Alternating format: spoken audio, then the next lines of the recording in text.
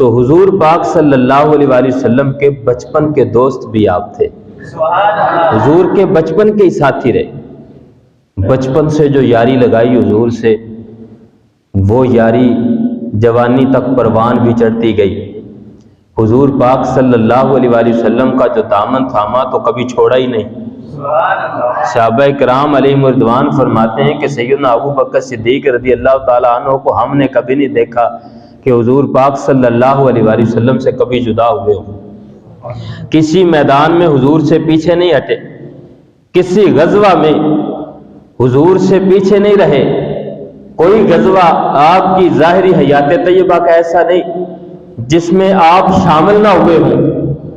حضور پاک صلی اللہ علیہ وآلہ وسلم کے ساتھ غزوات میں شمولیت کے بارے میں یہاں تک کہ لوگوں کے معاملات الگ ہیں، لوگوں کی سوچ الگ ہے۔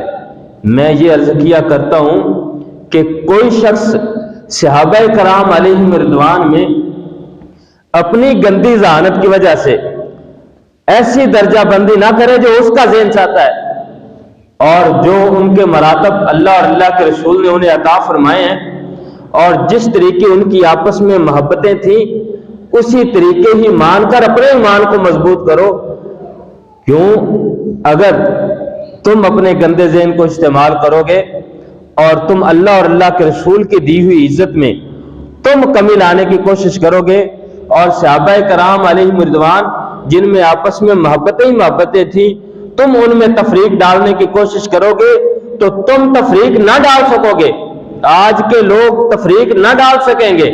آج انگلیاں اٹھانے والے ان کی انگلیاں کوئی کام نہ کر سکیں گی، بلکہ وہ صحابہ کرام علیہم رضوان عظیم اور بلند و بالا رتبے پا گئے۔